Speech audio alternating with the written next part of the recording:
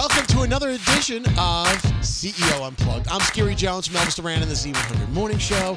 And when you click on these videos and hear this stuff, it's always because, well, it's a little bit educational. It's a little bit of, I want to know more about that field. Today, we're talking about healthcare. Our friends at Cassena Care is with us right now. We have a couple of CEOs, some important looking guys in suits, and I always get nervous because I'm way underdressed than the CEOs that I interview. We have Mr. Michael Schrieber and Jay Russell here, CEOs from Cassena Care. Welcome. Thank you very much. It's very cool. I mean, just to speak into these microphones. It's all we're cool. We're going to get cozy here in a second. First of all, just a little bit about yourselves, your backgrounds, and where you're from, and how you got into the healthcare field. I got into healthcare. Well, thank you for having us. Yeah, hey, it's a pleasure. And the louder you talk into these mics, the better it is. And right into it. So I got into healthcare. Some of it was through family, and other was kind of passion for wanting to help people, but not wanting to go to medical school. Right. So kind of figured out a way to do that. And the interesting thing with the business that we're in is it serves almost as a medical hotel. Mm-hmm. So it's not that of a hospital, and it's not that of an assisted living or step-down care. We're kind of smack in the middle of between the two. I have a degree in public health as well as business, and it kind of, as we said, spans over between the two of them. So sure. And Jay? So my story is a little bit different from Michael. I actually started off in healthcare. My father's he's a physician. So I grew up always wanting to be a doctor. So I thought that as I've gotten older, I'll join healthcare, become a doctor, save a lot of lives. And I started off my career as a certified nurse assistant. And from there, I went on. I went to obtain my master's in healthcare administration. And while I was obtaining my master's, I met a mentor who said, "Jay, why do you want to be a doctor?" So he kind of made me reevaluate the reason why I wanted to go into I guess patient care, direct patient care. So what I did thereafter, he pulled me in and he told me everything he knew.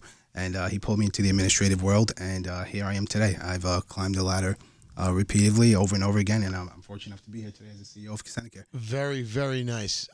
So two failed physicians, Gary. We're reading between the lines. Is that really what this is in layman's terms? No, but you know what? So I learned a little bit about Cassena Care. You guys, there's 15 of these nursing homes, right, throughout the 5 boroughs: Nassau County, Suffolk County, and also Connecticut. You guys are in Lower Connecticut there in Fairfield County, right? Yep, actually, we're in Stamford. Right. In Norwalk, and we're in New Britain. Now you employ over 4,000 people, and but that's quite a bit. That's quite an undertaking to have these people. I mean, you nervous about that you have on a day? I mean, you must have a lot of systems in place to make sure that everything's in line at all times, right? Yeah, so we do, and we do employ a lot of people, and I think it's something that we're actually proud of. The employees that work for our organization put their best foot forward in caring for the residents of the greater New York region and Connecticut. So we're really proud of it. It's something that we hold others on high. Sure. So let's get into the history of Cassena Care. First of all, what is it, and how did it grow into being the top health organization that it is today?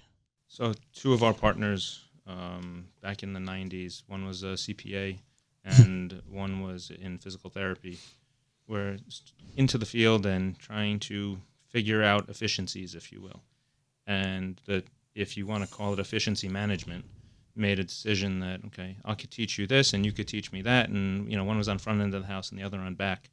And they really figured out a way how to merge both and create, a great dynamic between the two of them, but also how best to manage this business. And as you said, they're putting aside a lot of employees. The bread and butter of what we do is we take care of people. Right. So the residents that we have, they always impute upon everyone, you treat these individuals as though you would treat your family. So we have a very tight-knit family environment that, upon sitting in a meeting and you could ask someone, what did you do? And it's not just the passion that sits there between our residents to our employees, but more so why they're doing it. And they really believe that they're taking care of their own, which is a wonderful thing for us. Sure. What would be Cassena Care's mission statement? And how does that translate to the type of services that Cassena Care provides? So that's a great question. So our mission statement is that we renew, restore, and rehabilitate the health and well-being of our residents and their families. And we really do this by believing in a set of principles, and we have three principles that we believe in. The first principle is that we support our residents and their families to gain a sense of confidence, dignity, and hope in the pursuit of their well-being. The second principle is that we promote the wellness of the mind, body, spirit that builds upon the strengths and individual choices of the residents, which is very important. And lastly, we rehabilitate through compassion, comprehensive nursing, and rehabilitative services with a strong sense of commitment. So all of which reflect our commitment to both optimizing the health of the resident and improving the lives for many years. Sure. I mean, you think about it, people are leaving loved ones' lives in your hands. So, on that note, I just wanted to know, how do you guys make sure that all the facilities are up to par? You must have systems in place that, with all this kind of stuff, right? I mean, yeah, with 4,000 employees and managers and sub-managers, how does it all get done? In a given day, in a business day, like, how do you make sure that everything's up to par? That's a lot of what we do. Right. So you guys personally? We personally. You guys roll up the sleeves and We do. you do the surprise, drop in when nobody's looking. What's going on here? Hey, we didn't expect you guys today.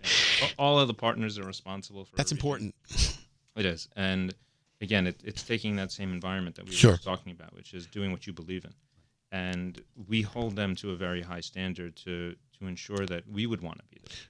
It's something as simple as first impression. If a floor looks dirty, you're not going to want to go there. So it's ensuring that the floors look good, the patients are kept well, Sure. that the staff is happy, that the residents, of course, are happy. So a lot of what it is that we do is, call it that top level, under the umbrella, making sure that everything is done. But the reality is, as you said, sleeves rolled up. Right. Someone needs to go out and, mop. We're boots doing on the mop. ground. That's it. With so many nursing facility options, why Cassena Care? What sets you guys apart from everyone else?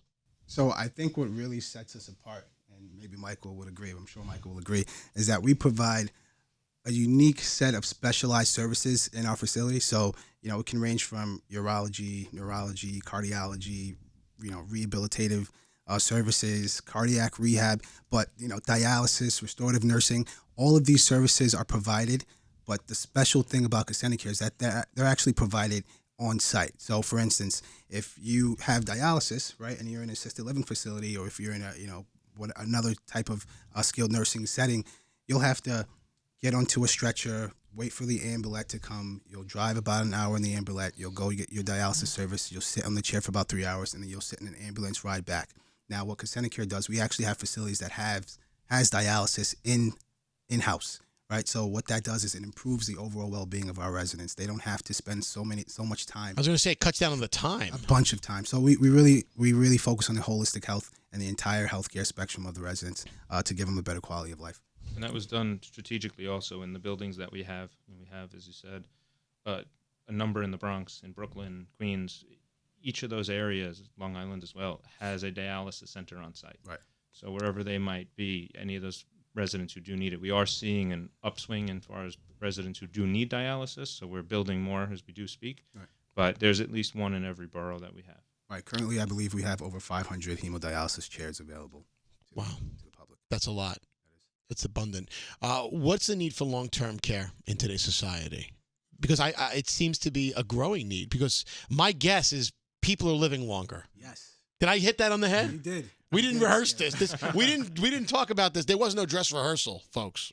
So I'll take a stab at it first if Michael doesn't mind. I mean, Scary, I'll be honest, no matter what anyone wants to believe, 40% of the individuals that are walking around today at some point in their lives are going to need skilled nursing care, right? So that's something that we all need to think about. And it doesn't start tomorrow. It doesn't start, yes, it starts now. We need to begin planning for that now.